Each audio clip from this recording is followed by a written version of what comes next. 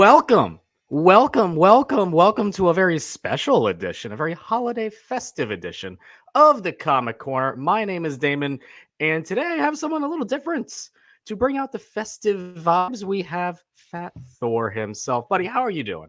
Good, man. Good. How are you doing? It's so great to be here. Thank you for having me. I'm doing great. This worked out so well. We talked about it off camera. AF, unfortunately, is not able to be here because he needs a new laptop from Santa for Christmas for the holiday season. So, fortunately, we have you here to really help me out, help us out, and continue with the bi-weekly tradition that we've been doing with this show. And we were talking about it also like, oh man, what we need to do a holiday theme show, but what is the holiday theme show we should do? Well, ladies and gentlemen, if you didn't know me, first of all, shame if you didn't know that my favorite show and my favorite book and my favorite character is Hawkeye, which is, of course, Marvel's big Christmas TV show and my all-time favorite comic. So Fat Thor actually reached out to me and was like, hey, we need to have a whole episode where we're talking about this book, or we're talking about the show. We're going to dissect it a little bit and just gaga over it. Perfect timing. Things just work out, things just work out. But here's the rundown for the day. We're going to talk about Wonder Woman. We're going to talk about how great Superman is. Fat Thor is here, so we're going to talk about Thor, Al Ewing's Thor. Is it good? I don't know. He's going to tell me. Beast World is a thing right now, and I've surprisingly been enjoying it. We'll talk about that. Then we'll get to our Hawkeye discussion. If you really wanted to see me during my Hawkeye era, this is just a little bit of a taste of it. And then we'll preview our 2024, look ahead and see, what is good next year. Things have been so good, but let's start out with something that is good, Fat Thor. Something that we know is good. You actually picked this one. I was going to pick this, but you picked this one. So I'll let you talk first about this. Wonder Woman #4. Go ahead. I mean, what can I say about Wonder Woman? Wonder Woman number 1, 2, 3, and 4. I mean, this whole series has just been like mind-blowing, at least for me. So preface out there for anyone who doesn't know me on the internet and all that, I'm more of a Marvel guy. Usually most of my pulls are Marvel, but this year DC has been pulling me in, and Wonder Woman at just like the first issue, like I said, just literally blew me away.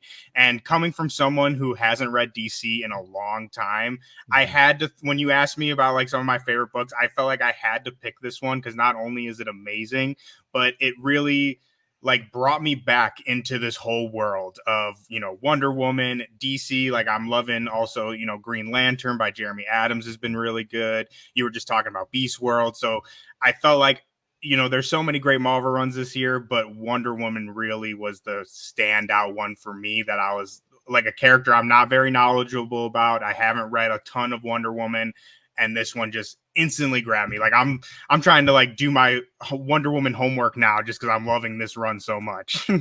It's been phenomenal. I've been going on this ever since the first issue dropped. The lore that Tom King just drops right up front, right from the beginning. It started with 800. It was kind of like a prelude to his run. And now we're just fully delved in on this entire story. The world that he's built, just like within the actual continuity of DC itself, just makes so much sense. The United States, the world being at war with the Amazons, with the Mascara, and Wonder Woman just kind of being the face of it all.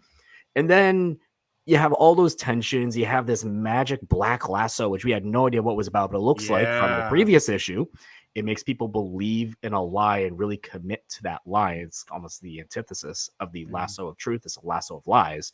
This one is just a superhero book, while political drama is unfolding on the other side.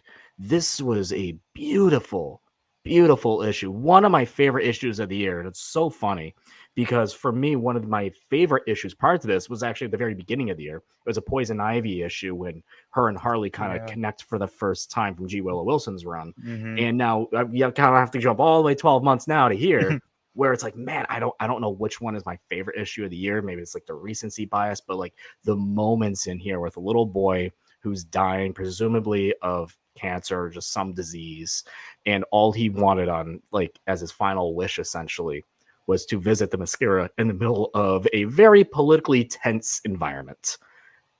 Beautifully done. The moments in here phenomenal. Daniel St. Pierre's art Dude, is oh like my God. Like, mind blowing. It's so good. Like, again, the whole run's mind blowing, but his art, again, I'm not a Wonder Woman expert by any stretch of the imagination, but like, it's just, she's such a commanding presence on every single panel. And like, it's just, I can't say enough good words about the art. It's incredible. The one, what was it, issue 2 or 3, when they're like flashing between the like battle in Themyscira and then she's fighting the army. Like, oh my God, some of those panels with like the breakaways.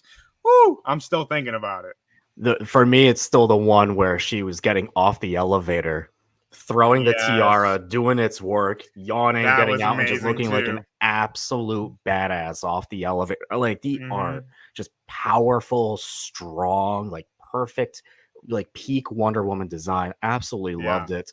There's also the added factor from Tom King's run, which is Trinity, this new character that he created in Wonder Woman 800. The daughter of Wonder Woman. It was revealed in last issue, possibly. Now, we did bring up the lasso of lies, so this is a big possibly. I don't know what to believe in anything in this book because of the lasso of lies. But presumably, the daughter of Wonder Woman may not actually be her daughter, or maybe it is. We don't know. But this does include a backup with Trinity. The previous issue, issue 3, had a very young Trinity, and it was adorable. Like, adorable. I loved it. This one is a 13-year-old Trinity. My only gripe with it is John and Damien are like the same age as they were in the previous issue. So I'm like, are we just really refusing to age up Damien just like at all? He's either just like 12 or he's a grown ass man. Like there's no in between with this kid. But this one, again, fun, just kind of like seeing her relationship develop with John and Damien, seeing the new future Trinity unfold. I really like. I think it's a fun way to really introduce this character before we presumably jump ahead into the future and really dive deeper in with her and what she is doing. So again, this run has been phenomenal. Like, dude, I love it so much. This is the year, and you mentioned it too, and I'm the same way. I was always a Marvel kid. I loved Marvel way more than DC for many, many, many years. There's like a few characters, like for me, it was like Nightwing. Yeah, love Nightwing. When it comes to DC, that I would keep up with. Everyone else is like, whatever. This year specifically, man, we'll talk about this later. This year for DC just really took off, and the Dawn of DC initiative really clicked. You see that too, the Dawn of DC initiative. This issue does again drop the little sprinkles of like what Waller is doing in the background. That's kind of like this whole purpose of the Dawn of DC is getting the everyday people, this whole world against the heroes, to get them to turn on them. And Waller, at sometimes she's like, I'm manipulating this. In this case, she's like, this is just working out great for me. Yeah, let the cards fall where they may. Yeah. Peak Waller just kind of like, well, I'm just going to take advantage of this and let her own demise is kind of her ego at times. So we'll see where it leads to her. But again, they just, even one little panel in here was like, they just showed her kind of laying the groundwork on a book that's coming out next year. And it's like, perfect. That's all I needed. Yeah. So just a little taste, just to tickle my taste buds a little bit. It's perfect. I mean, like, again, back with the sick kid, like the art, the moments, peak comics. I love this so much. Just phenomenal work. I'm gonna go on one other book too, since I was talking about it. Yes, let's do it. DC has been on a run, and a lot of that for me is because 2023 has been the year of Superman. Action Comics has been phenomenal.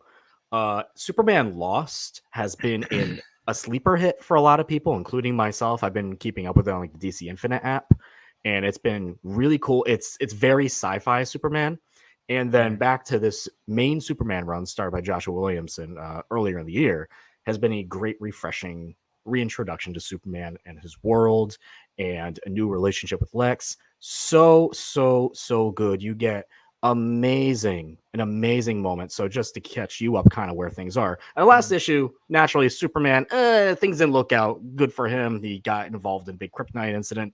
And we have here at the beginning of this issue where Lois is reading an unconscious Superman letters from his fans, from people he saved, and just perfect emotional Superman stuff. The issue then goes on to where he's fine. He gets back. He needs a super suit though, because naturally, and him and Lex have been teaming up because Superman likes to see the best in people. So their biggest villains are actually Lex's former villains, and the whole run is about uncovering the secrets of Metropolis's and Lex's past. That's this whole kind of story of this new Superman. And it's been really, really fun, really good so far. The issue ends in a very silly method where we are setting up for January to have Cowboy Superman, Yeehaw Clark Kent.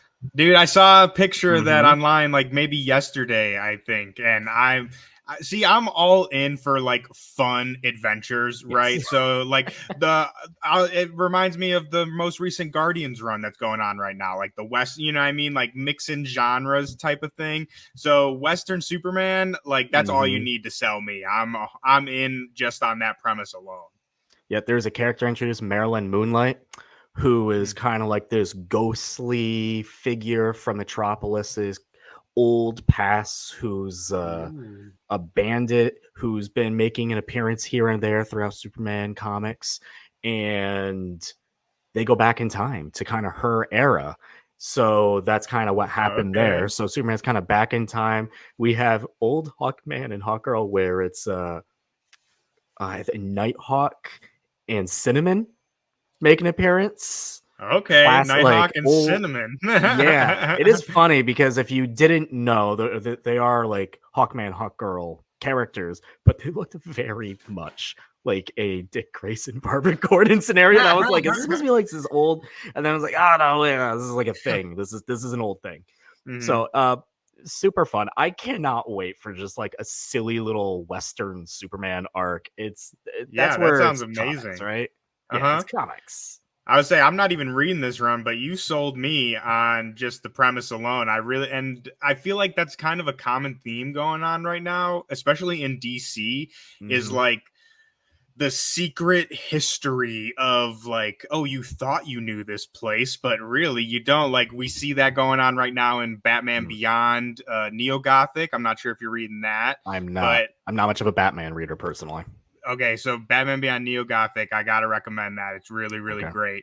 But also deals with like, you know, this secret Gotham that is like underneath actual Gotham, right? And like, what does, you know, what was Gotham beforehand? Kind of similar to what you're talking about with Metropolis. And then we also got, I think it's City of Madness from, what's the artist and writer? I'm blanking on it right now. He does both. He's writing and drawing the Batman City of Madness. And that's also dealing with like, again, like a Gotham under Gotham, like a Lovecraft kind of Gotham. And it's freaking nuts. So it seems like I said, DC's playing with these like alternate histories of cities and stuff. And I am all here for it. Trying to get a name. I would say I'm looking it up right now because now it's going to bother me. I'm trying. Chris, something.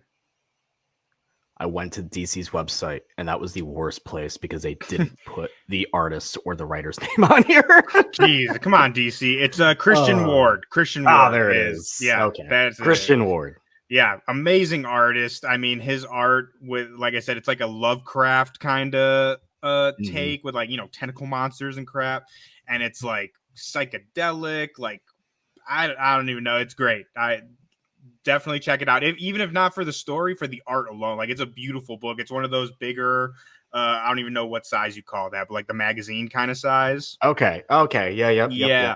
It's beautiful book. Like I said, even if the story doesn't grab you, get it just for the art because it's just so good. Okay. Sorry, I went on a little tangent there, but that's part of it. That's part of this whole thing. So, Fat Thor is here. The last I read a Thor comic, I think it was an annual or something, and had to do with Thanos and a Black Infinity Gem. Oh, is yeah, you got any into the of that shits, relevant dude. here, or are we so beyond that? We're so far gone. So that was all on Donny Cates' run, right? Okay. And I'm sure that you're relatively aware of, that whole situation. But for Mm-hmm. people out there watching and listening who may not know, Donny Cates was the writer of the previous Thor run. He unfortunately had a bad accident, had to step away from a lot of his comic runs, and that included Thor. So throughout the whole run of Thor, he was kind of setting up this whole vision of Thor's death at the hands of Thanos, and Thanos is wearing a black Infinity Gauntlet with a hammer, or not a hammer, Mjolnir, the hammer, with all the Infinity Gems embedded into the hammer. So it's like everyone's been like, what the hell is this? What is going on? And like I said, unfortunately, Donny Cates had to leave the run, and that threw a lot of those storylines kind of up in the air. So we never really got a conclusion to that story and like the Black Infinity Gauntlet and all that stuff, which is very, very unfortunate. But now we're in the Immortal era, baby. Immortal Corp sound off. This is a whole new run. It takes place off of Kate's run. Like, it doesn't reset anything, but we're kind of, the run had its run. It's over. So now we're beginning completely fresh with this new Immortal Thor. Thor is now the All-Father, King of Asgard, and it hits the ground running right away. Nice. So, tell me about it. I would say, what do you want to know? Should I just go from the beginning? Issue 1 to 5. Give me a little recap. Give a little summary. Sell me on this. Oh, I got you. So basically, like I said, so Thor is All-Father of Asgard. Mm-hmm. Odin is gone. That is he's died a couple times, but he's yes. For now, he is dead. Like in Valhalla, all of that, like he's gone, right? And so a lot of what this run is and what it deals with, which is just so smart and is why we call Al Ewing the All-Father, is so in a lot of Thor runs, it's the question of like, what does it mean to be worthy, right? And not only what does it mean to be worthy, but like, how is Thor worthy? So in Jason Aaron's run, we play with that idea with making him unworthy and like him having to discover what it means to truly be worthy, right? But now we're done with that. Thor is he knows he's worthy. He's had this journey of self-discovery, and now he is All-Father. So the way that Al puts it, which I'll relay here because I think it's just so good, is so now that he's king and he's All-Father, now it's time to deal with king and All-Father sized problems. And so it's not necessarily a story of Thor discovering himself. It's a story of Thor has discovered himself. Now it's time to test that and test him as the All-Father, as the King of Asgard. So what he's doing, and this is, again, just something that's so cool, is, are you familiar with the Walt Simonson run at all? No. I think the only run I've really read in full was Jason Aaron's. Okay, which, that's a great run to read. But Walt Simonson Thor, that's like the pinnacle of Thor runs, right? Like the gold standard everyone compares to, right? And it deals very much with mythology, like Norse mythology, Ragnarok and all that. Mm-hmm. And so it's very hard for a new Thor writer to like out mythology Walt Simonson, right? Like, because he just did it so well. But what Al is doing here with the mythology is just like mind-blowing. Like, if you are a fan or are familiar with like actual Norse myths and all that stuff, there is so much meat in just the dialogue of the way he's playing with these ideas of, gods and gods of gods. So a major part of this run, we introduced what is called the Utgard gods, which is just think of it as gods of gods, right? And so that includes Gaia, which is Thor's mother. And so the antagonist that we've had in these first 5 issues has been the Utgard Thor, which goes by Tyrannos. And he is just this massive, like Galactus, bigger than that size version of Thor. Yeah, it's like, so he's a thunder god. Dude, I'll send you some panels, but my boy Martin Kokolo on art is just absolutely fantastic. The art is like, you're turning the page and I'm like jumping back. The dude's jumping off the page at me. But yeah, man, it's such a good run. Like I said, it's King Thor dealing with king size problems. And then in these last 2 issues, we've brought in Jane Foster back as Mighty Thor. We got Storm in her Stormborn armor. She gets the hammer. And again, we're dealing a lot with, again, the question of what does it mean to be worthy, and not necessarily what it means to be worthy, but what is the power of Thor, right? Okay. Not how much can Thor lift, or, the people he's beaten, or his feats of, heroism. It's like, what does it truly mean to have the power of Thor, the courage of Thor? And like in this most recent one, he has a line, it says, the power of Thor is to be worthy. When people back in, the old days used to pray to Thor, did they pray for thunder? Did they pray for more storm? No, they prayed to hold back the storm. So the power of Thor is not bringing the storm, it's being able to hold back the storm. And I just think that's just such a poignant way of putting it, and just so beautiful. And again, this whole episode could be an Immortal Thor episode if you just keep me poetic, going, dude. Man. Yeah, this is poetic. I'm going to have to stop myself. But yeah, dude, like I said, Utgard gods, we're dealing with, like I said, what does it mean to be a god, to be a king, all of that stuff. It's just, I cannot praise enough. And I'll also say too, it is very new reader friendly. So if you have not read any Thor book, or if you've read just a couple Thor books, you can definitely pick this run up and you can just start it fresh. It gives you everything you need to know. If you do have, prior knowledge, obviously there's some good nuggets in there that, you'll catch. But like I said, very, very new reader friendly. So I suggest everyone out there, even if you're not a Thor fan, go pick it up. And if you loved Immortal Hulk, you'll love this. This is basically a Immortal Hulk sequel with Thor. All right, there you go. There's a pitch for Thor. I mean, dude, you got me interested. Are you sold? Did I sell you? I mean, I'm definitely trade sold. At least I like reading things like that in trades. You can kind of get more of the story, kind of compact, and the way that the writer usually tends for it. So 100%. that is definitely a trade pickup. Absolutely. Ooh, there you go, folks. Trade pickup approved. Trade pickup approved. So back to DC, because 2023, man, for me. Year of DC Comics. Honestly, really, truly was. This Dawn of DC really did its job for me, at least. Like, absolutely. And one of the things me and AF always say from the second we started doing these like bi-weekly shows is DC's story continuity has been fantastic. It's been so good. Even events that I was not interested in. Night Terrors, a Halloween-styled event in the middle of summer. Stupid idea, but the fallout from that has led to Beast World. So, me, after reading the first issue, went, oh my god, now I have to go back and read Night Terrors. So I did. Beast World, for the TLDR, this is the Titans' first real big test as like the Justice League, as what they are now. They are the team of Earth. And Beast World has been led up to in their individual Titans book, and this is the culmination of it. TLDR, Beast Boy had to turn into Starro to save the world. Garo, baby, let's go. Yes. We got Garo. Unfortunately for Gar, it didn't really end up the way he wanted to. He took out the threat, but an Amanda Waller Dr. Hate showed up, which is the culmination of Night Terrors. The figure that came out of that showed up to cause havoc on the Earth, and all these little Garo babies kind of went everywhere all over Earth. And now everyone's turning into animals. Yeah. They're all turning into beasts.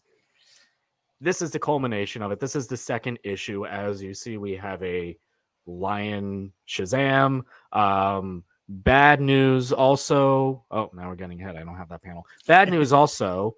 Batman did not make it out of this issue. Oh. Bad. So it kind of turns out now I definitely have to get it. Yeah, so it kind of turns out like they're figuring out slowly how things are really working with this, were the little Garo babies that are, kind of stuck on people's faces, but instead kind of go into their mouths and turn them into these creatures. They go Yep. towards the strongest person around. So Oh, all the okay. heroes are coming in to save it, but it's causing more problems because now they're going towards the strongest heroes. That was kind of the culmination of book 2. There's also little spin-offs, little one-shots, kind of tie-ins. I think is the appropriate word is tie-ins. Going around. There's a Metropolis one, which was solid. And then there's also a Gotham one and a Star City one. There's one for like all the big cities and a Waller one.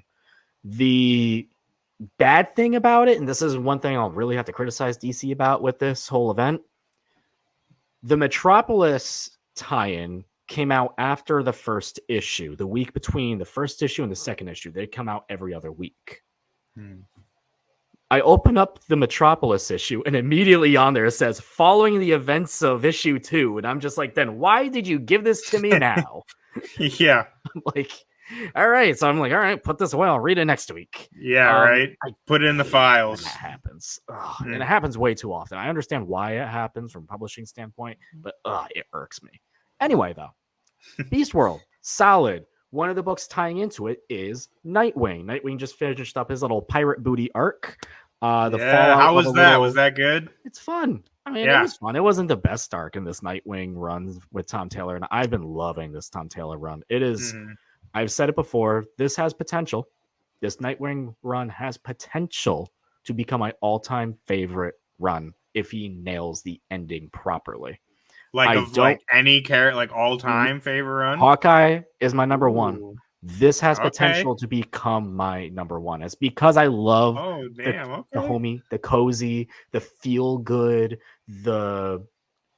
just the good vibes that this book brings. I haven't read the whole thing, but I did read issue 1 because I remember it was very like the buzz was a hype, when that was coming out and Tom Taylor was on Nightwing. So I picked up issue 1, and just from my limited memory of it, I feel like it is kind of very similar to the Fraction Hawkeye, at least the beginning of it with him saving the little dog and stuff. So I can see you got a taste, my man. You got a flavor.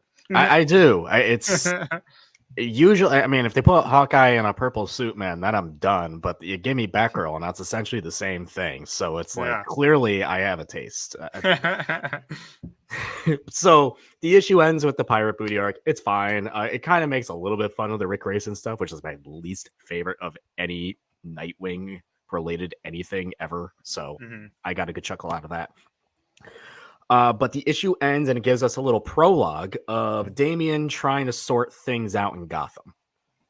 He goes to an abandoned zoo to be like, okay, I can't find any animals here. This makes absolutely no sense. Like there should be animals here, like there is everywhere else, and there isn't.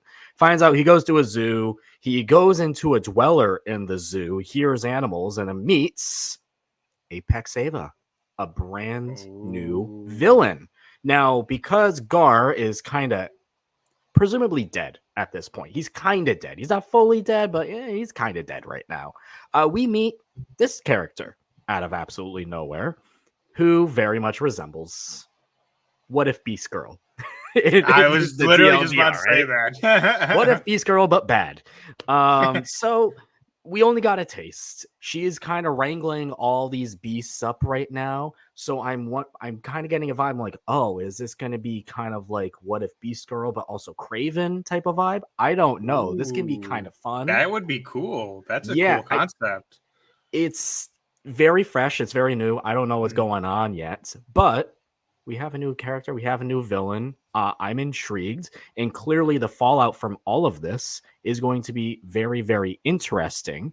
And we'll talk about this in our 2024, but brought back up to the Waller run and not the Waller runs, the Wonder Woman run where it showed up Waller. She's been talking about, and what's been going on in the Titans book specifically, bringing a team of her own to kind of handle this whole mess, because the whole point, from my point of view, of the Dawn of DC is it's almost like a commentary on letting the next generation take over and do what they need to do.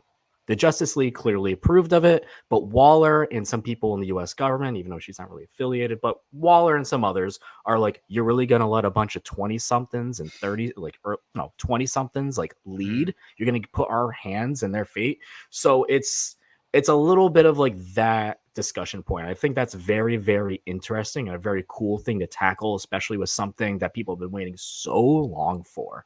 Where it's like, when are the Teen Titans finally become the team? When will they become the Justice League? This is it. We're finally getting to that point, and now you're already seeing pushback from people being like, well, we don't want these young kids to take over. That's like the cool thing, at least from like a socio-political view, a real world view looking in. It's like, yeah, I like where this is going. Waller is clearly having her own team. And the Metropolis issue of Beast World, the fascinating thing is Dreamer is going to get involved in that aspect, manipulated by Waller. So Dreamer is going to be on Waller's team, whether she kind of knows about it or not. So that I do find very, very interesting. Beast World is it's almost like the end of the first phase in a way of all of this, where it's like, okay, we finally built up to this. Here's the moment. And will the Titans win or not? I don't know. Maybe they will. Maybe they won't. Say maybe they won't, man. Throw the rug out from under us. Maybe they won't. And Waller's team is the one that comes in and actually saves the day. I think that is a very interesting thing to look at here in regards to DC's kind of phase 2, if you will, of storytelling after the dawn of DC. But I've been enjoying it. It's just been cool. Like I said earlier, the continuity. You're seeing these seeds getting planted throughout a bunch of these Dawn of DC comics where they're telling an overall saga. It's like, what a concept. Yeah, right? Like, crazy. Who would have thought that would be good, right? Crazy. Like, editorial. I mean, I don't usually love to be like, yeah, editorial, but editorial, seriously. And then the spearheads like Tom, and Chip, and anyone else who was on this, like, Toms, man. The double Toms. Anyone who's like on that leadership creative team, like, hats off to you guys for putting this together, because so far I'm in. I am so in. I'm hooked. I'm loving this. Love it. Absolutely love it. I couldn't agree more, man. Like you said, we were talking about this a little bit, the other day, but both of us, right? Marvel boys, and the DC has been grabbing me this year. There's been so many great titles, and like we talked about, for me at least, it comes down to the creatives. Like, they just have so many great creatives over there. Like you were just talking about the Toms. We got Chip over there. Ram V is killing it. And I think, it just goes to show that DC's in a real great spot right now with storytelling. And I think that they're really giving more of the reins to the creators and letting them tell these kind of out there crazy stories, but it's all fitting together, which, like you said, wow, what a concept, right? But yeah, man, like I said, DC's killing it. I cannot tip my hat off to them, anymore. And this 2024 I'm seeing is going to be a good year for DC, at least for me. I hope so. And to continue that list, like Kelly Thompson with Birds of Prey. Yes, Kelly Thompson. Love that book. G. Willow Wilson's Poison Ivy. We have a Fire and Ice book. We have a Power Girl book. These are just like, here's the last big thing with DC also. We're not just getting a bunch of Batman books.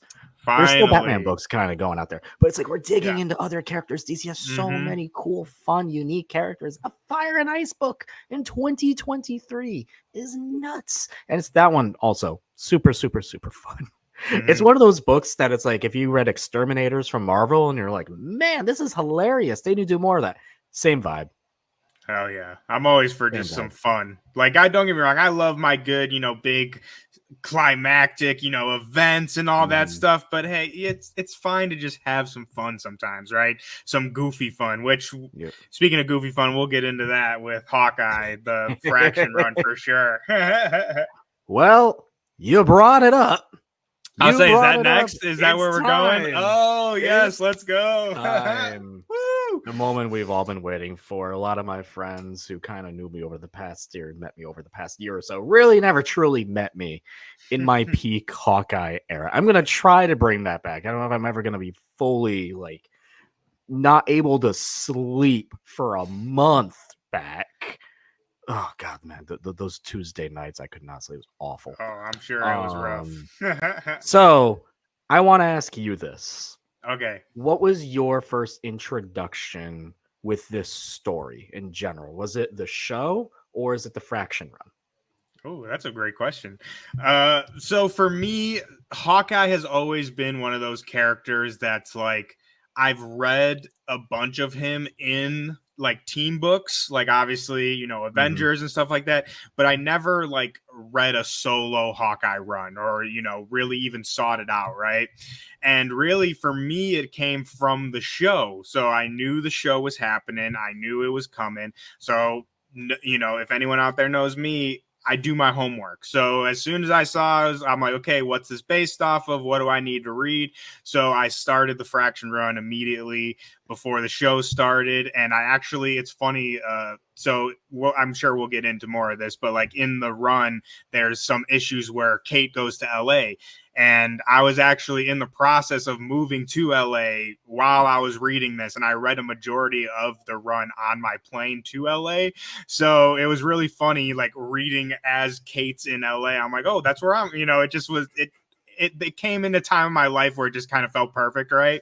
Mm-hmm. But yeah, like I said, the show led me to the run and then I read the run and then obviously the show came out and I'm a sucker for Christmas too, like Christmas specials and all that stuff. So knowing, the run deals with that, but knowing the show was really leaning into like the Christmas aspect, done all day. I was super hyped for it. Yep. You couldn't have picked a better book too, because I've mentioned this before. This is the book. And if I ever meet Matt Fraction one day, I have to thank him and also scold him, because thank him for just introducing me to comics proper, and then be like, dude, I lost so much money since then. All my money's gone. Yeah. All my money went by. But man, this book means like the world to me. So when the show came out, and even when when the logo was introduced, everyone went, yeah, I remember that. Are we doing it? Are we doing the Fraction? Like, if you're gonna do a Hawkeye story, you have to do it. And the logo came out, and the more information came out. You hear about tracksuits being in it. I'm just like, we're here. Yeah, we're doing this. That's like the confirmation right there. The tracksuit. And even when like they mentioned Kate being in it, but I'm like, all right, there's still like, it's Marvel. You can do whatever you want. Like it's in the MCU. Anything can kind of happen. You can be like, we're doing the story, and it's really not at all. And we'll talk about the differences between the show and this book, because there are some very drastic differences, and major some 1-for-1 shots and moments kind of replicated, which are very cool. But just hearing that this show made you go back to want to read this book, that's all I wanted from this show.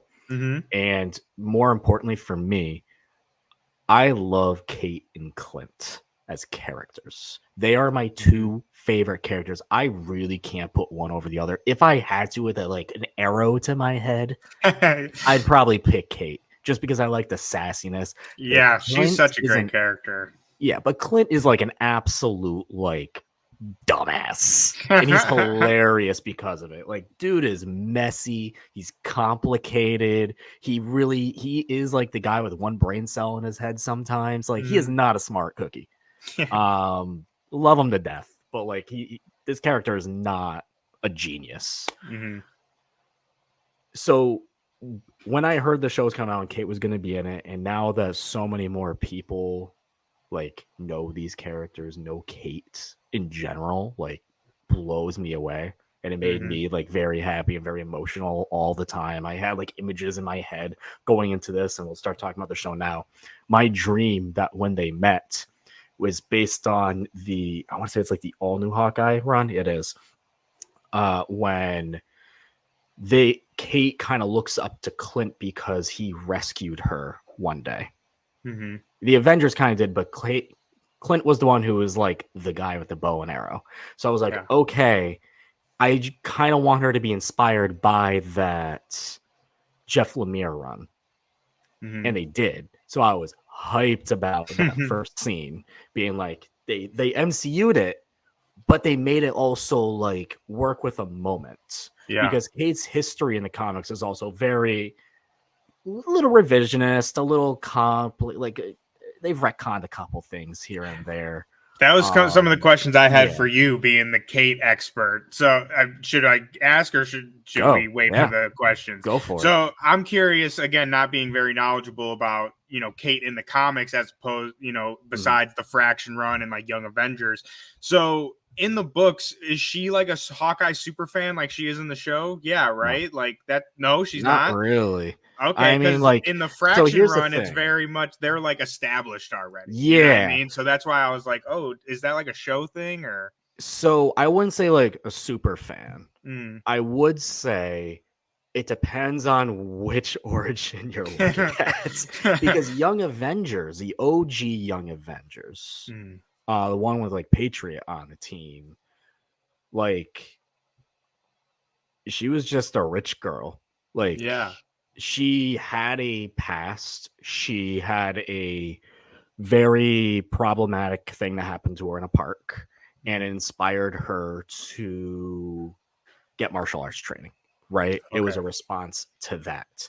You fast forward down the road to the Jeff Lemire stuff after Faction. And then they go into, well, she was a little kid. Her dad, like, obviously had issues. Her dad in the books is evil. Yeah, not a good guy. Yeah, not a good guy. And she got kidnapped because of her dad's doing. And it was because of Hawkeye and the Avengers that came to save her. And that's when she started looking up to him. But it never became like oh my God. Yeah, like a Kamala, favorite. Captain Marvel sort of thing. Yeah, it never became that. Obviously, like, their relationship also in the book, I'd say, is way more snarky, way more 100%. Sarcastic. Kate puts Clint in his place type of thing, because this more Clint, than once. And that's like the biggest differences between the show and the book is that you have two extraordinarily different Clint Bartons. Oh, like 100%. Couldn't be more different. Clint in the book, as we mentioned, doofus, idiot, in over his head, broke, like single for life because he can't hold a relationship. Yeah, getting his ass kicked like constantly. Every issue. That was another thing I noticed rewatching for this episode. They definitely how do I want to put this?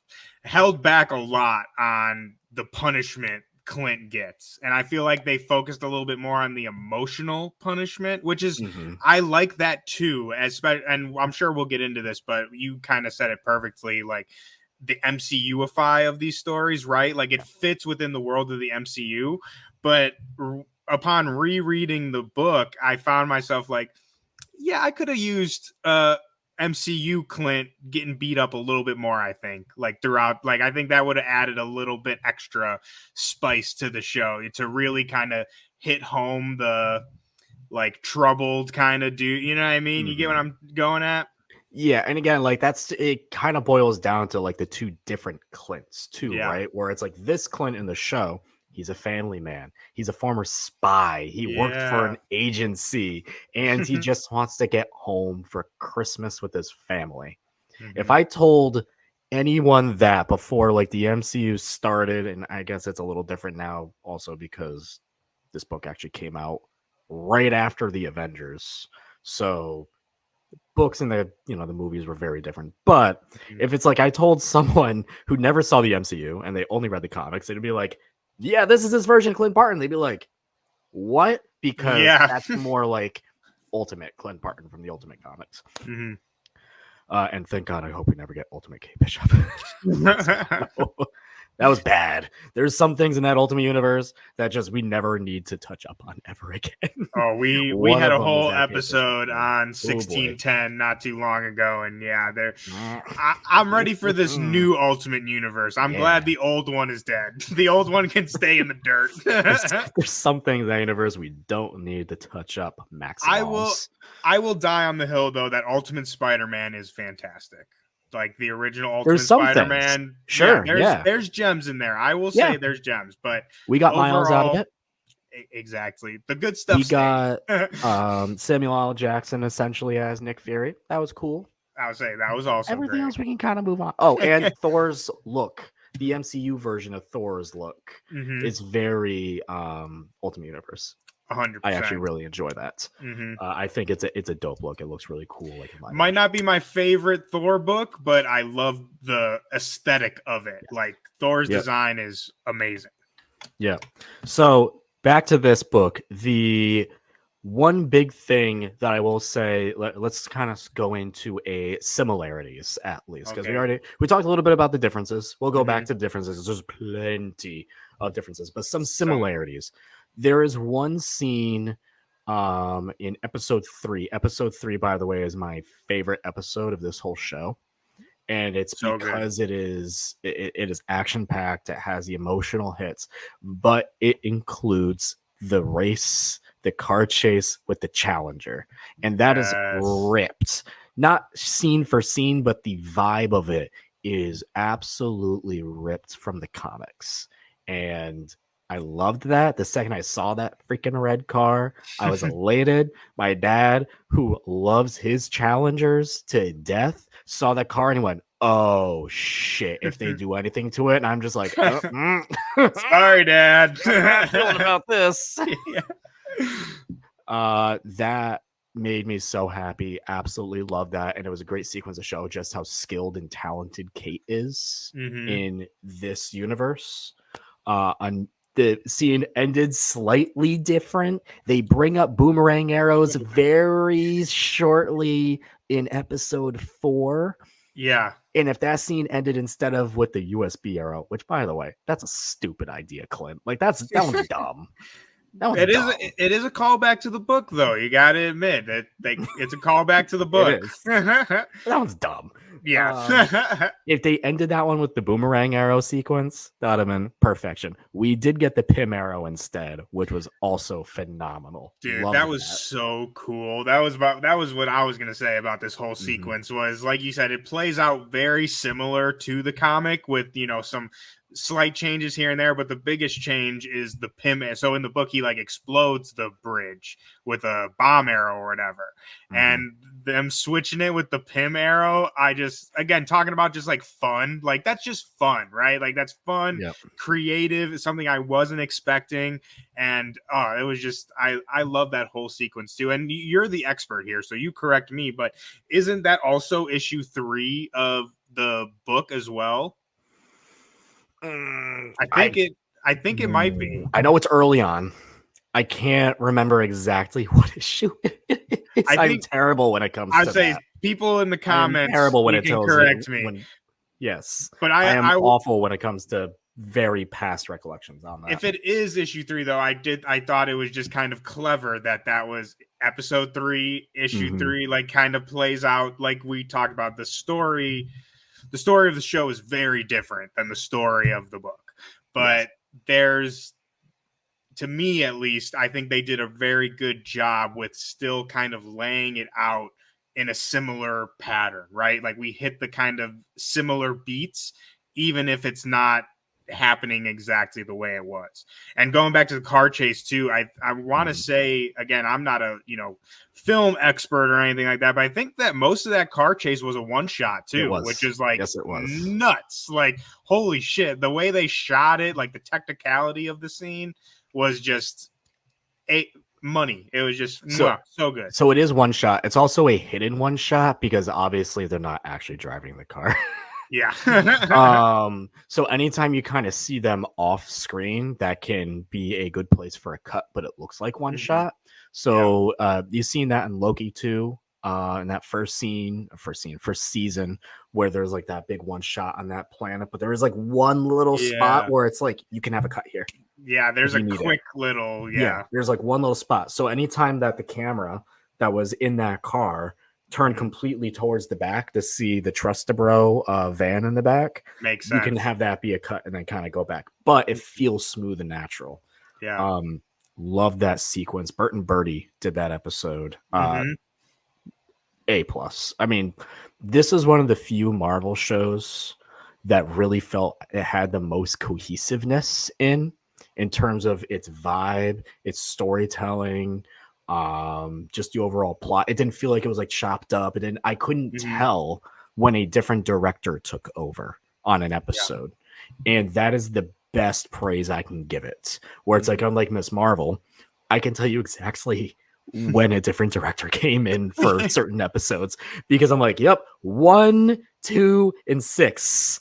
That was a certain crew, and then 2, 3, or sorry, 3, 4, 5. That's another separate crew. Like it felt like 2 completely different stories.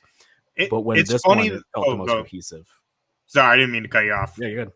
I was just gonna say it's funny you bring up Miss Marvel though, because I will say, at least from my opinion, I felt that Hawkeye and Miss Marvel to me used the television format the best, I think. And in the sense of like, for me, like with Hawkeye, I really felt like I was on the edge of my seat week to week, right? Like, oh, I can't wait for next episode, which I feel like some of these MCU shows, which this isn't my original thought, everyone kind of says this, but they feel like just one long movie that's been cut up into like 6 episodes.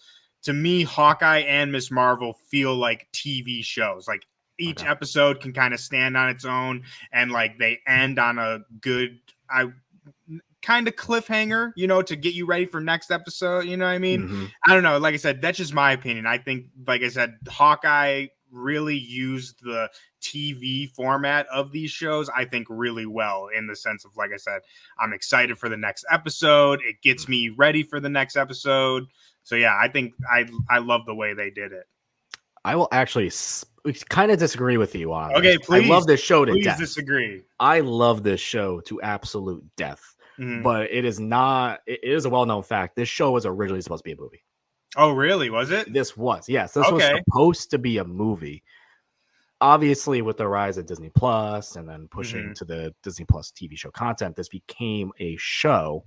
And I also think like probably the Christmas aspects kind of came along with that for a December release. I don't know that officially, but at least like the part that this was supposed to be a movie, absolutely. And like I can look at this and be like, I can make this a movie too. It's just they cut it in the right places. They made each individual episode have its action sequence, its emotional sequence, and its plot-driven moments. Right, like it each kind of had that, so it did feel like they did the best job with it, knowing that this was supposed to be a movie. And it's like, and I could like, you could have easily like looked at this and been like, yeah, there's like a 2 hour and 15-minute movie in here if you really like want to chop it up and take out some parts if you really wanted to. But I think about this all the time. I'm like, man, what would this have been? Like, what would have been taken out? Well, I kind of think about this, and I'm like, what would have been taken out if this was originally like the movie type of thing? Like, what would have been included? What would have been included? How would things been different? I think about that all the time. One thing I do want to talk about that we haven't talked about yet, I don't know how long we're actually going to talk about this, probably 10, 15 minutes at most. Just the casting of Haley Steinfeld as Kate Bishop was something that I fan cast, and I'm awful. I am absolutely horrendous at fan castings personally. And this was mine, and they nailed it.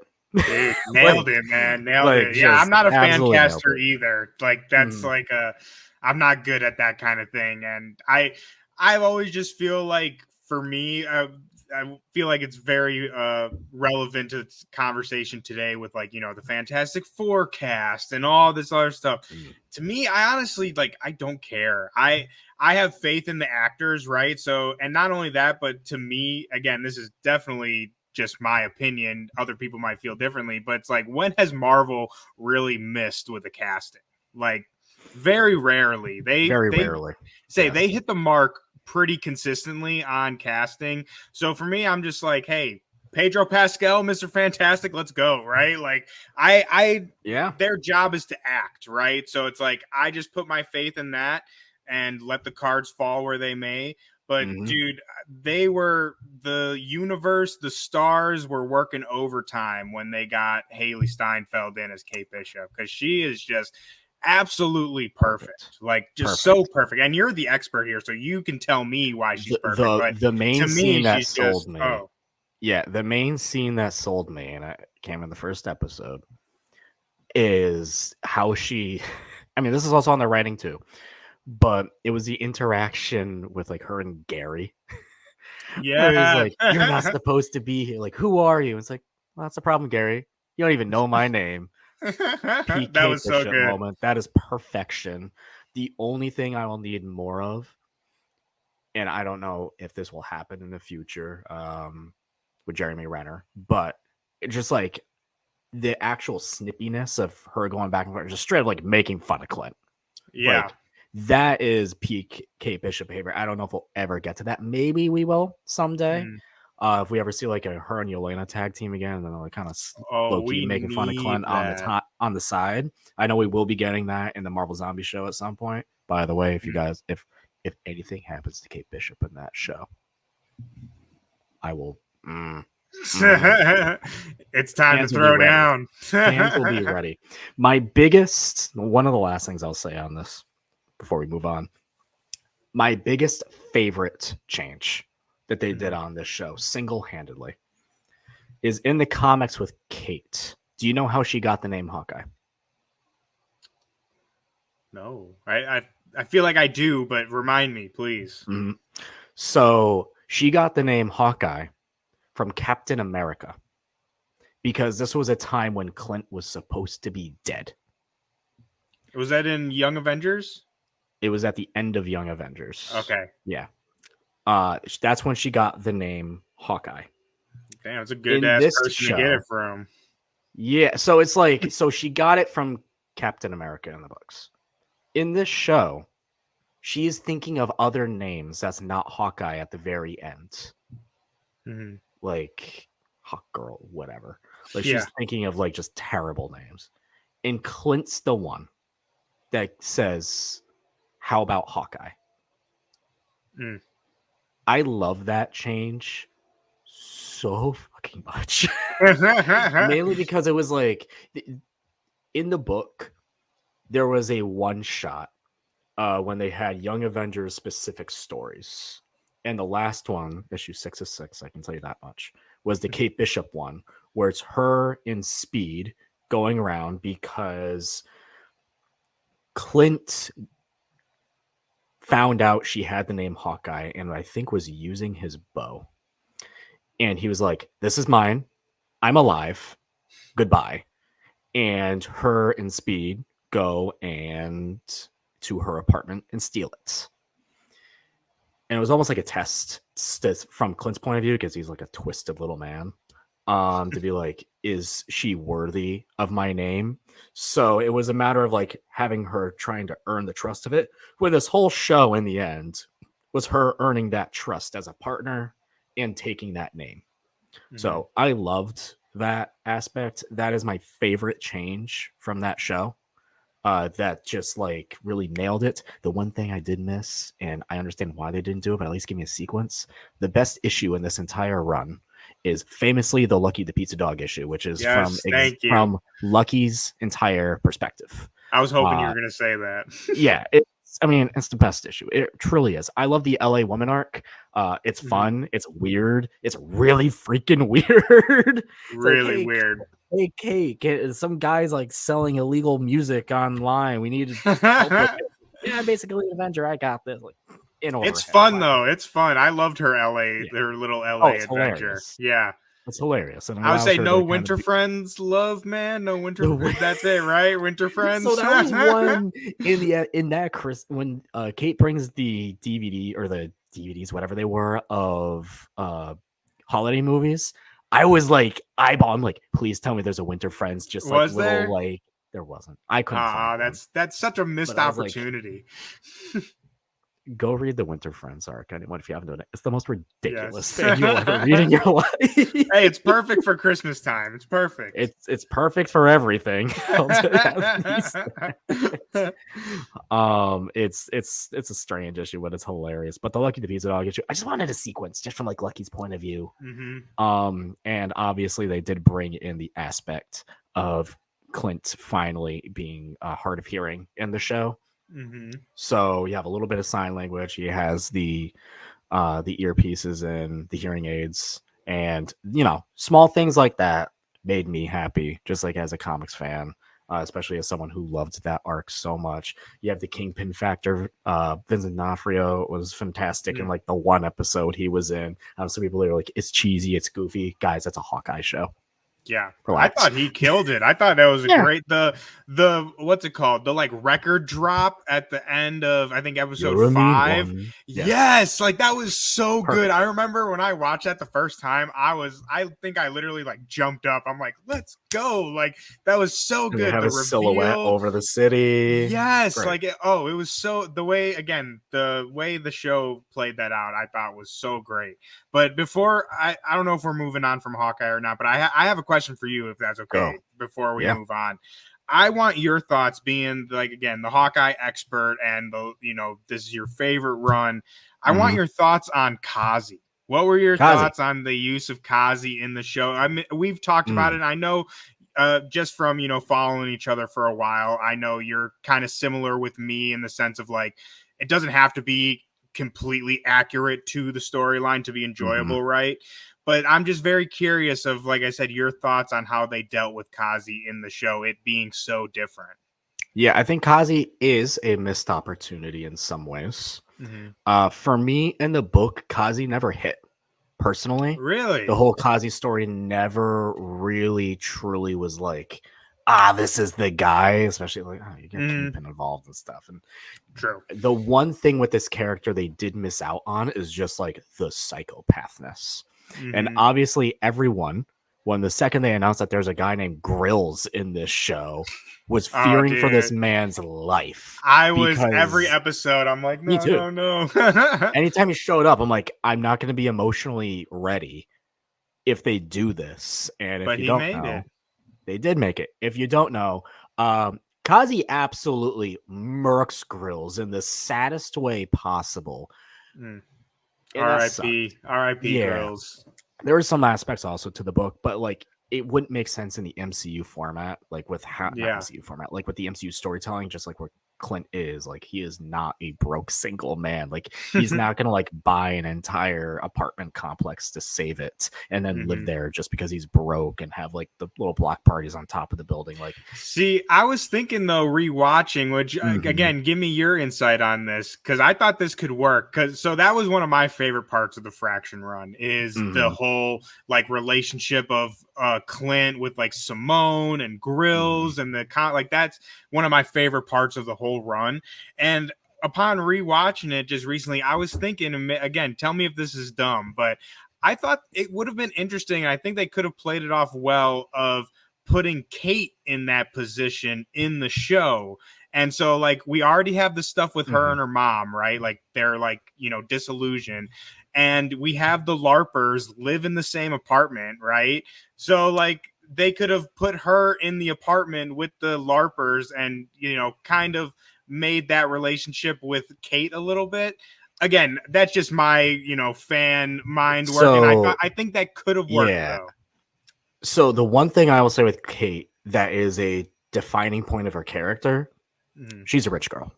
Like that is like a defining point of her character. So I couldn't put her in that scenario. If we wanted to do the whole community aspect, I know they really leaned into it with like the LARPers and just like, isn't this silly? Oh my God. That just reminded me. My biggest gripe with this show is that they actually made an old school Hawkeye costume and they didn't put Jeremy Renner on it. I know. And then they filmed another guy who is LARPing inside of it. They have video footage of this happening and it got cut from the show. Biggest gripe with the show by far. I have that image in 7 different spots on my phone. Just so I can look at it and just be like, it's like it's my screensaver, so I wake up every day just pissed off. So I know they went that way at the LARPers. If they wanted to do like more like the LARPers all kind of like lived in the same building and like they had like a little nice cookout spot, that would have been cool. Yeah, just a little. I know originally in one of the deleted scenes too, they had Clint burn his running costume like on top of like one of the buildings on a grill type of like using the that grill. Could have been enough for me, right? That was like, and that was very like, this felt like exactly like it. I just saw like, one little party up there afterwards. I think is all I kind of would have like gotten. Just like can kind of look around, and be like, these are cool people type of thing. But MCU Clint Barton is like a really grumpy man. We can't have everything, right? Can't have everything. But I love this book. It is my everything. The finale of it, and I wouldn't even say this is a gripe, just because I do love the way that the show ended with Clint giving Kate the name. But if they did it in a way that was similar to how the book ended, because I fucking love the way this book ended, where it's silent panels, they're just practicing archery. Marvel Comics presents in between a Kate Bishop, Clint Barton comic, Hawkeye, Matt Fraction, David Aja. Like, if it kind of ended like that, where like they were doing practicing archery right next to each other while that happened, and they kind of like did the same thing, I think that would have just like solidified like an all-time 10, like a number one moment for took you over the top. Yeah, like that would have just been like godly moment. Unfortunately, that didn't happen. That's in my head though. We got it on the credits, kind of like in the credits, you get like the silhouette of them doing it together. So, which I got to bring up before we get off the book, the art, and not only the art, but the paneling of this book, I think is like some of the best of any book out there. Like, and I'm thinking specifically, it's one of the earlier issues, and it's Kate's talking to Clint while he's shooting the bow, and like it like breaks the panel up like letter by letter to like symbolize it's like slow motion for it. It's just so good. Like the way that he visually, you got it up right here. Yeah. The panel you're talking about, it literally spells out as Clint's lining up and Kate with each panel THATISCOOL.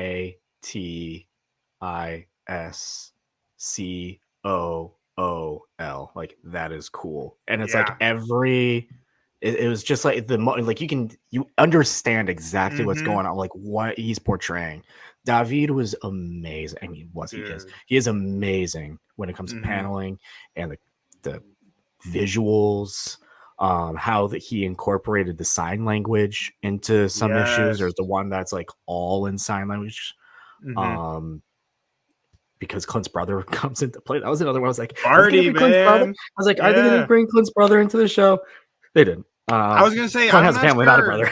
Yeah, I was gonna say I don't think we've ever gotten any mention or alludes to him having a brother in the MCU, right? Like just his family. Not even in that deleted scene that was like his entire backstory with him and his mom, which is like the closest. Oh yeah, I forgot about the closest Clint Barton has ever come to his comic form was like that deleted scene with him and his mom, with like even just the fact that it was like at a circus. I'm like, good enough. Yeah, it's good. I forgot about that scene. I remember that though. I forgot about that. Whole like 7-minute sequence just gone. Cut. But let me ask you, I'm sorry, I don't mean to be hijacking your show here, but I'm curious again as the Hawkeye expert. So what do you like the MCU Hawkeye? Like obviously we've been talking about there's very big differences here, right? But are you one of those where like you can separate the differences, you appreciate what the MCU for what it is, or is it more you got gripes? I mean, I like it for what it is. Okay. If I had to pick between the two, it's like comic Clint Barton, like hands down. I love my freaking buffoon, and especially when they first started introducing this version of Clint, I'm like, all right. I mean, it wasn't even that, because like this book came out the same time as like Avengers, so it's like I wasn't like fully like knowing what Clint was like. It was Age of Ultron, where at that point I'm like, what do you mean he has a family? What do you mean he's got a wife? Arm. And then so that was like, the last thing, making her Mockingbird, cool touch. Yeah, I thought that was touch. Cool. I mean, that was like the one thing that I kind of predicted pretty early on. That one's when they're like, oh, we need to get this watch or whatever. I'm like, is it gonna be a Shield watch, and it's gonna like have something on there that would be like she's an agent Shield? And I'm like, oh my god, it will have like a 19 or like a Mockingbird on it, like type of thing. Like it makes so much sense though. Yep. Yeah, it really did. Now, in the comics now, for anyone who doesn't know, him and Bobby very divorced. And that happened, like, that is brought up in this book too, when Jessica Drew comes walking and just kind of like looks at Kate and is like, first of all, you're young. Second of all, don't you freaking dare with this absolute buffoon. Yeah. Like, if there's one thing this man knows how to do is just to screw it up. And she was just like, Kate's response, this is just like Pete Kate, where she's like, I don't hang out with him. He hangs out with me. Yeah.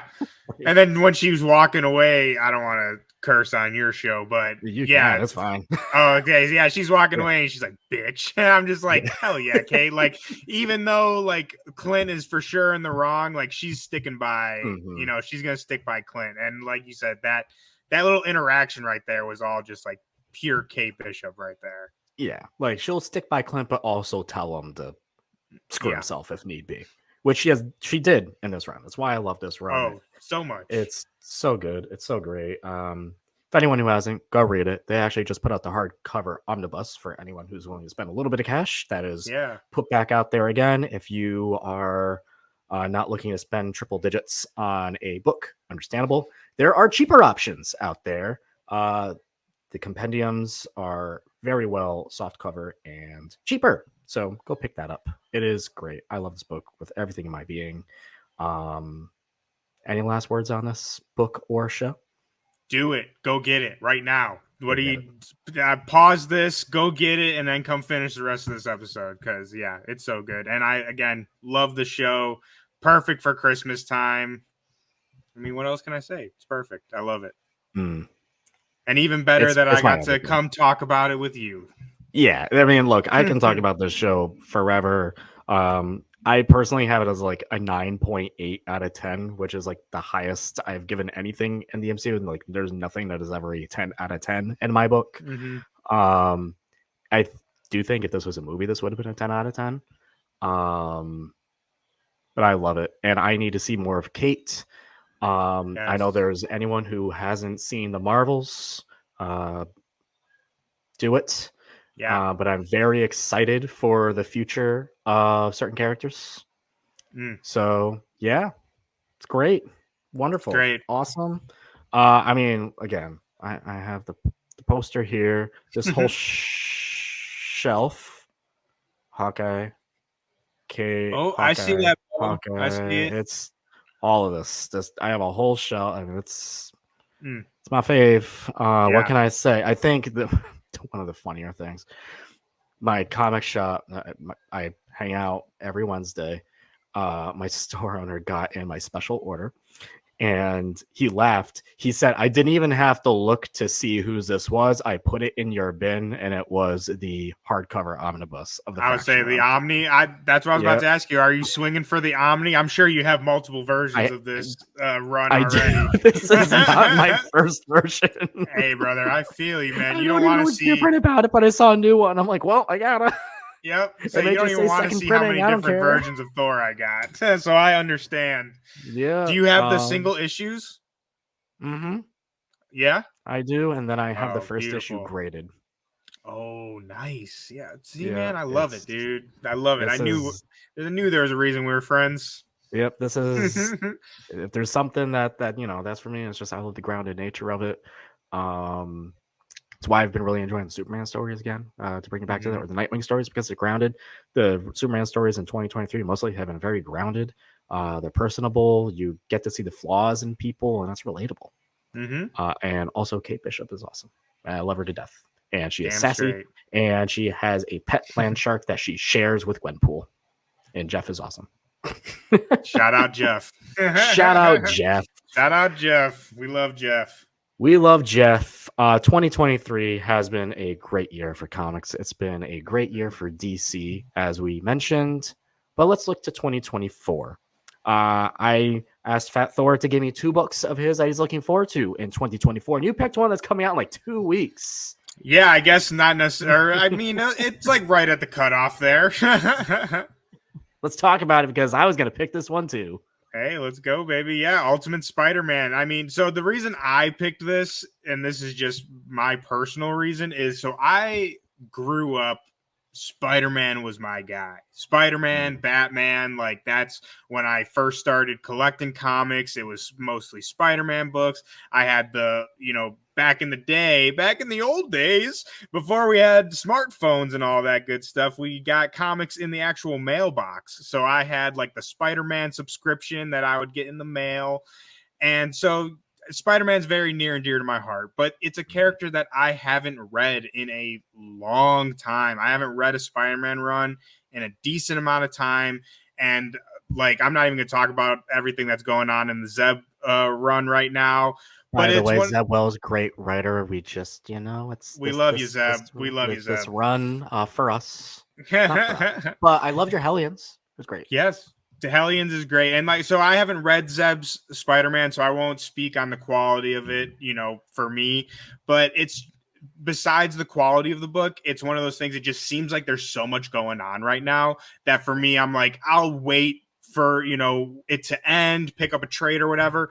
So for me, when I saw Ultimate Spider-Man and I saw Hickman is attached to it, for me, it just felt like the perfect opportunity to jump in fresh on a Spider-Man story and really just kind of get back into the character. So that's why I had to pick it for one of my most anticipated, because I'm just excited to get back into the world of Spidey. You know what I mean? Like, we talked about it earlier. I loved the original Ultimate Spider-Man run, like way back in the day. And I mean, you want something done or an event or anything like that, you call Hickman. So if Hickman's on it, that was another kind of selling point for me. Yeah, man. For me, Spider-Man is not one of my favorite characters at all. I did start reading. I had read. I was keeping up with the Zeb Wells run for a hot minute. I actually really enjoyed the first few issues. The first arc I thought was really good. For me, it just kind of went into a direction I didn't care for personally, and obviously the Kamala stuff happened, and then things just exploded on that front. Yeah. But for myself, I've been never interested in reading a Spider-Man story. It's just, it's like things have been told. Ever since they did One More Day, it was just kind of like, it's a rough time. Time, sure. Like, you kind of want a character to age with you that is very hard ask in the world of comics. Yeah. But this feels like the first attempt to bring those fans back, and not just bring those fans back by being like, oh, what if we just had a book where we didn't undo One More Day? This is a completely different story, a completely different Peter Parker.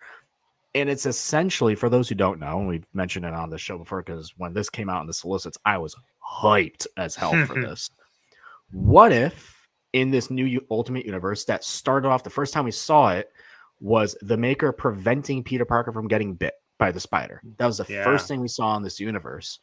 What if that spider essentially came back someday and bit him when he was in his 30s, married with MJ and 2 kids?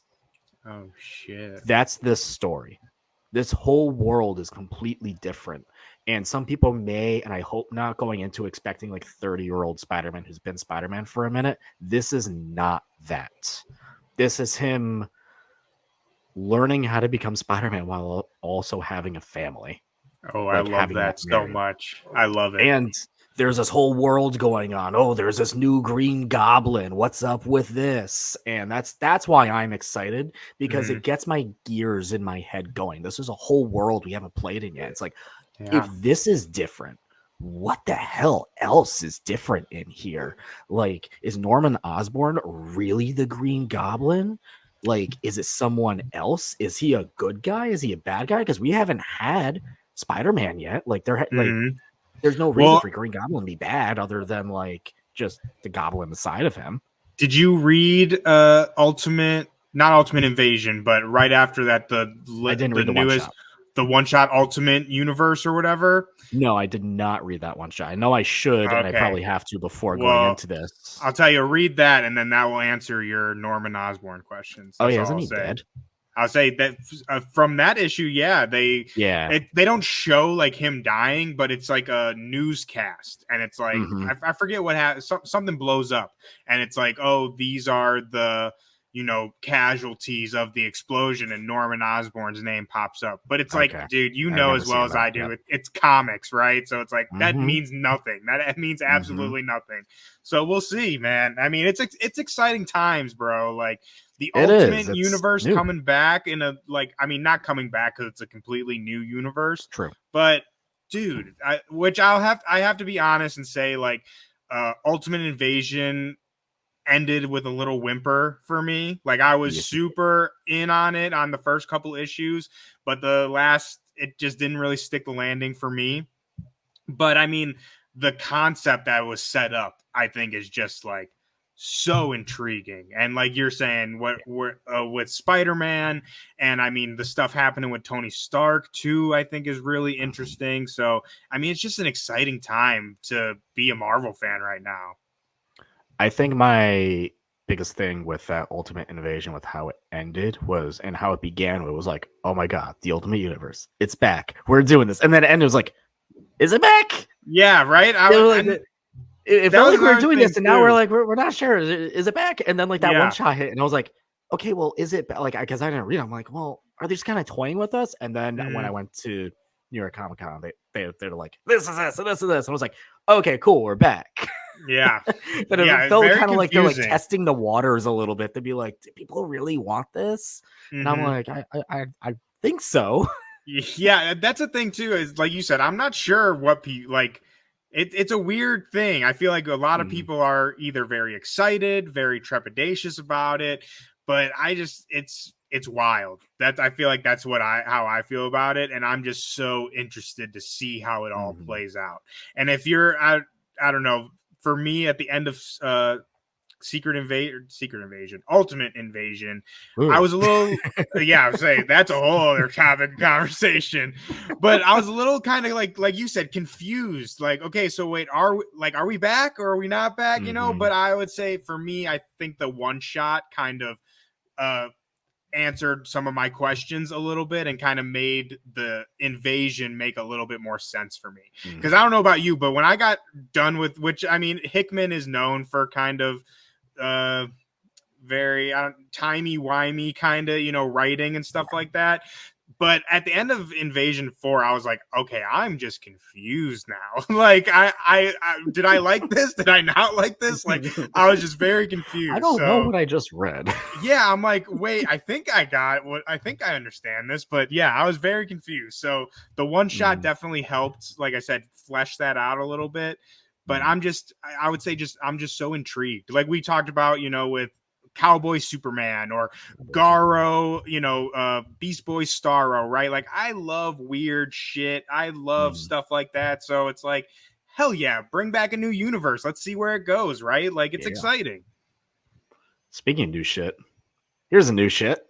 So this is kind of the thing where everything's been kind of leading up to the beginning. I was like to say the second phase of DC. We're no longer starting in 2024 that I can see using the Dawn of DC title. That was more of like a 2023 thing. Get people excited. Now we're in on it. We're in phase 2 of all of this. This is Amanda Waller's new Suicide Squad, the Dream Team with Dreamer, Harley Quinn, and Bizarro. Yeah, Bizarro is going to be making an appearance in Action Comics in January. So now here we go. We're seeing the culmination of pieces over here. We're seeing the culmination of pieces over here. Harley Quinn was in Birds of Prey. Bizarro is going to be making a reappearance in Action Comics. Dreamer was just in the Beast World Metropolis issue. We're seeing pieces from here and from there. But it's resulting into this. Amanda Waller is getting her new team. I think the more fascinating thing about this, because it really does feel like this is the first big step in that direction that they've really been hyping up, is the writer on this, is Nicole Mates, the actress of Dreamer. Like, oh, really? Dreamer herself is doing this, which is crazy. Let's go. I think that's really cool. And like the fact that she has this opportunity, a massive opportunity. She's written Dreamer before, but on this level is like Very exciting for her. I'm very intrigued. I don't know if this is going to be a full ongoing or a limited series before like essentially the next event that this would probably lead towards. But this is definitely up there more or less because this is kind of what Dawn of DC like has been pushing towards with the whole Waller thing and her being like, I'm ready to release my team. She's very adamant, be like, my team, we're doing this. This is the team. Part of it, at least. This isn't everybody. I do know there's more coming. I don't have the list of the names in front of me, but there is more. So there we go. Dude, this looks insane. I mean, I'm a huge Bizarro fan too, which I couldn't even really give you a reason why. I just always have thought he was such a cool villain and, cool Superman villain. So seeing him on that team, let's go, baby. Let's go. I'm all for it. I think that's awesome. And I think it's very impressive too that she's solo writing on that too. I mean, we just recently saw Amon hop on Miss Marvel, which was I really loved the Miss Marvel mini that we just got. But she's which is understandable, co-writing with I forget who the co-writer is. But so I just think it's very impressive that she's on solo writer on that. That's awesome. Yeah, I think it is. I want to say Sabir Prasada, but I'm not. Yeah, I think that's it. % on that. Yeah, I did. I read the first issue, that Miss Marvel mini. I liked it. That'll be another one that I have in my trades. But yeah, it's one of those where it's like you have people who truly understand that character. I see with Nicole, like who really understands that character. Same thing with Amon with Miss Marvel. So it's really cool for me to see them get those opportunities. Now, one of the funnier things, sir, at New York Comic Con is when Jed MacKay was there, surprisingly so, because he wasn't like an artist alley or anything. He just kind of came for the panels, 2 panels. They called him the guy who kills a lot of characters. Dude. He's killed Doctor Strange. Now he's killing Moon Knight, which he's already dead as of now. And we have a new Moon Knight. Tell me about this. Yes, I am so excited. So I got to be honest, I'm actually an issue behind on the death of Moon Knight. So last issue, spoil it. He's done. I mean, we all knew it's happening. Jed's been teasing us with this for months now, so it's like we knew it was coming. But yeah, killed off Mark Spector. So I mean, come on, y'all. It's comics. He'll be back in some form or fashion eventually. But yeah, we're getting too exactly. Yeah. And again, so I'm an issue behind. So I'm not sure if in issue 30 we got like a reveal of who this new Moon Knight is going to be in the Vengeance of Moon Knight. But I mean, I don't know if you've been keeping up with this Moon Knight run, my man, but it has been so good. It's been one of my favorite books for the last 2 years now. It's been on my top 5 for the last 2 years. So I've just been really loving the run. So that's why I had to pick it for my other most anticipated for 2024, because I'm just so interested to see where we're going. You just kind of said it perfectly with the Amanda Waller stuff. This is like phase 2 of the MacKay Moon Knight saga. So I'm just like so interested to see where he's going to go with this. It's been so good, so I have no doubt that it's going to continue being great. And I'm just again, similar to what we were just talking about, I'm just so interested to see where this is going to go, and it's been so good. So I had to put my man Jed, and Jed's been killing it, by the way, in everything. Yes, he has. Avengers, another standout one. I know I picked Moon Knight for my pick, but I got to shout out Strange too. I've been loving Doctor Strange. Has been so good. Dude, issue 6 with General Strange might be one of my favorite issues of the whole year. Like, it was so good. The General Strange backstory issue? Yes. Yeah. Oh. Are you all caught up? The most recent issue that came out this week? No. I'm on issue 9. I have issue 9 literally sitting on my desk right here. So I gotta make a run to the comic shop and get 10. I didn't make it to my shop this Wednesday. Okay. Cool culmination of that arc, and then going to 2024. Curious to see where it keeps going, but that's another one that it's like you can almost say we're in the second or third phase now with the Jed MacKay's whole Strange story, because it started with the death of Strange. Imagine starting with killing a character, and then the Clea as Sorceress Supreme, and now Steven's back. So it's been really cool. Do you have, before we move on from this, do you have any predictions as to who the new Moon Knight is? Do you think it's a recurring character that we've already seen throughout the titles? or is it a brand new, totally new character that we haven't seen before? I'm gonna say it's a recurring character. That's at least that's what Okay. I think. Like I said, I am an issue behind, so maybe people listening to this will be like, "Well, they said it in this one, stupid, right?" But I say for anyone who's reading the run, my prediction for the new Moon Knight, I think it's Soldier. I was That's gonna like say the my same thing. yeah, that's like my I was gonna number. I say the feel like same thing. it makes the most sense, right? But Mhm. I've also seen people throw out 8-Ball, which I think is obviously yeah, it's obviously a joke, but like, why the hell not, right? Like, let's go, dude. I would not be mad. I'd be here for it. Dude, I know, Dude, man. the 8-Ball bit where he's just like popping out his window and it's just like, hey, and he's like, wah! Yeah. Incredible. So 10 good. out of 10. That's what I Oh mean. my It's like, goodness, fuck it, 8-Ball. dude. Let's do it, right? Like, let's have some fun, right? Again, that's a joke. They're not actually gonna do that, but You never hey, know. you never know, It's right? definitely not. Okay, my last one. Let's end full circle, shall we? Do it. 2024 is a Yes, 60-year anniversary of my boy, Clint Barton, and Black Widow. boy. This one's being written by Stephanie Phillips. Paolo Vinoli is doing the art. I'm looking forward to this. This is not a one shot. It is a mini series, so I was very happy to hear about that. The one thing I'm not loving personally, I know some people think it's cool. I don't care for symbiote things at all. I I was think just we gonna should just ask you end that. it with the symbiote thing after. Oh, Like, come on. Like, I gotta after disagree King with in you here. Black, I was like, we peaked in symbiote stuff, guys. We peaked in symbiote stuff after King in Black. Like, we don't need to keep doing this. And now it's like, oh, give Natasha a symbiote suit. And I'm just sitting here, I'm like, ugh. And I think it's a little bit of me being salty because I absolutely loved Kelly Thompson's Black Widow run. If you haven't read it, go do it. It is phenomenal. And it got cut short, unfortunately. And it's just kind of like, man, we went from like a really cool, really unique Black Widow team with a really cool suit that had a hood, and I am a sucker for suits with hoods. Same. And now it's like, just give her a symbiote suit. And I'm just like, wow. But it's See, fine. I gotta disagree with you here, my man. I mean, go for it. I totally understand what you're saying for sure, and I think that it is 100% fair to say that we peaked with the Kate's run on symbiotes. Like that is the new mountaintop for Sims, 100%. But for me, we kind of talked about this a little bit, man. I love some fun stuff, some fun, interesting stuff. And so with the Black Widow specifically, I don't know if you've read or seen her using the symbiote at all, but something that I think is really freaking cool is so like in some of the issues that she's used it, she'll make the symbiote into little Black Widows and it like goes over somebody, right? It's terrifying, dude. It's like I don't know. I thought that was super cool.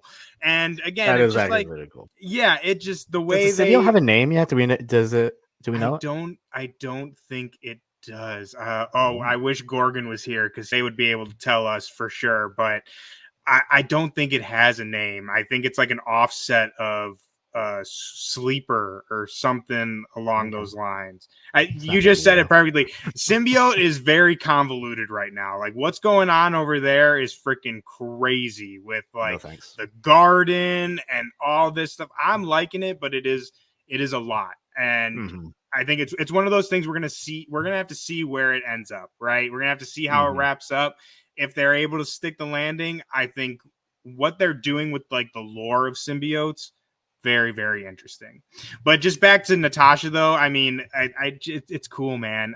That's my point. It's cool. It looks cool, right? Yeah. And I'll also say Thunderbolts, my dude. You gotta hop on Thunderbolts. Anyone out there, hop on Thunderbolts. That's another one I'm salty about. Don't we can be. get on I'm that, telling you. Trust me. Don't be salty, dude. Give it a I'm chance. Still salty. Please. No, please give it a chance. I'm telling you. So we were lucky enough to actually talk with Jackson Lansing and Colin Kelly, who is writing that book, right? And I'm going to tell you what they told me. The similarities with the MCU as far as like the team goes, that is purely like they're just using some of the same characters. But the book in no way is informed or anything to do with the MCU. Like, yeah, they're using a lot of the same characters, but it's completely its own thing. So if that's why you're like hesitant on the book, a little bit, put it aside. I'm telling you, it's great, bro. It's great. a little bit, and it's also a little bit because I loved Jim Zub's Thunderbolts run right before this, and it was because it was so unique. It was so weird.